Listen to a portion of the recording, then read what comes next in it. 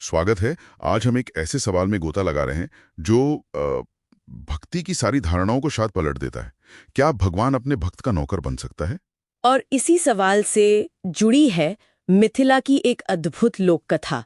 14वीं सदी के महाकवि विद्यापति और उनके एक रहस्यमयी सेवक उगना की। बिल्कुल।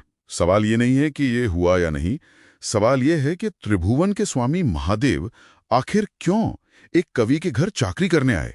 और इस क्यों का जवाब वो छिपा है विद्यापति की काव्य शैली में।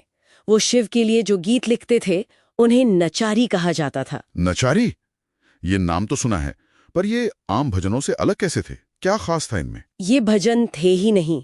आप सोचिए, उस दौर में जहां सब ईश्वर की स्तुति कर रहे हैं, महिमा मंडन कर रहे हैं, वहां विद्यापति शिव से शिकायतें कर रहे थे। अच्छा, शिकायतें? हाँ, वो अपनी नचारी में एक दोस्त की तरह उलाहना देते थे। कहते थे, अरे भोलेनाथ, आप ये भांग धतूरा पीकर कहाँ पड़े रहते हैं? आपकी गृहस्थी कैसे चलती है? ये पूजा नहीं, एक निश्चल अनौपचारिक प्रेम था। मतलब एक बराबरी का रिश्ता था। बिल्कुल। और यही वो संगीत था, यही वो पुकार थी जिसे सुनने के लिए शिव खुद को रोक नहीं पाए। तो मतलब ये कनेक्शन इतना सीधा और सच्चा था कि शिव को एक श्रोता बनकर आना ही पड़ा, लेकिन फिर भी एक सेवक के रूप में ही क्यों? हाँ, ये सवाल तो है।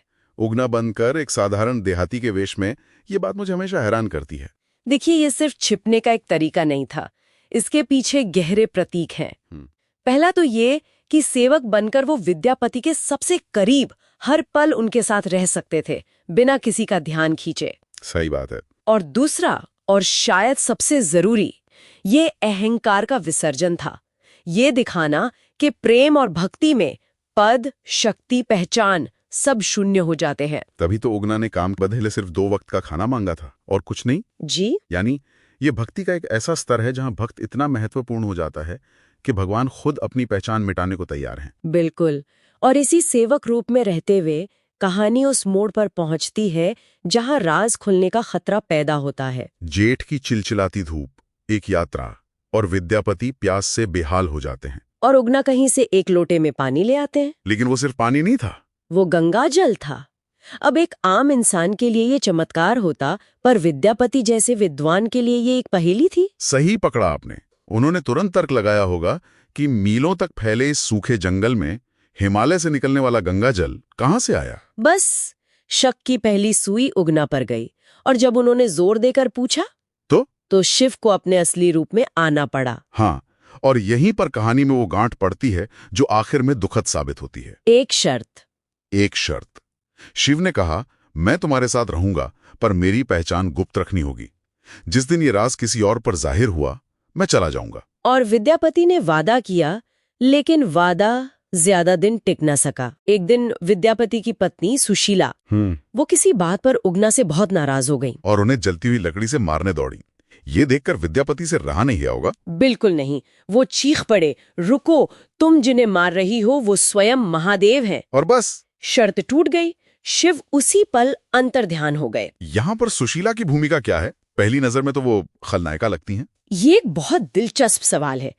असल में उनका क्रोध वो निमित्त बना, वो कारण बना जिसने शिव को एक व्यक्ति की निजी संपत्ति से निकालकर सार्वजनिक देवता बना दिया। अच्छा, ये तो मैंने सोचा ही नहीं। अगर ये घटना न होती तो शिव शायद हमेशा के लिए विद्यापति के निजी सेवक ही रह जाते। ये एक बहुत गहरा दृष्टिकोण है, पर क्या हम उनके मानवीय पक्ष को नजरअंदाज कर रहे हैं?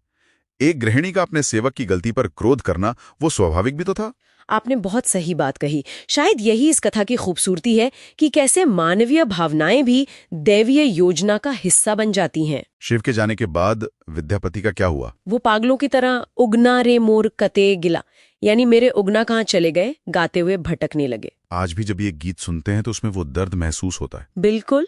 कहते हैं बाद में शिव ने उन्हें दर्शन दिए और कहा कि वो मधुबनी के भवनीपुर गांव में शिवलिंग के रूप में हमेशा उनके साथ रहेंगे। और आज भी वहां उगना महादेव का मंदिर है, जहां शिवलिंग जमीन से करीब 5 फीट नीचे है। तो अंत में ये कहानी सिर्फ एक चमत्कार की कथा नहीं है, ये भक्त पराधीन ईश्वर की अवधारणा का शिखर है।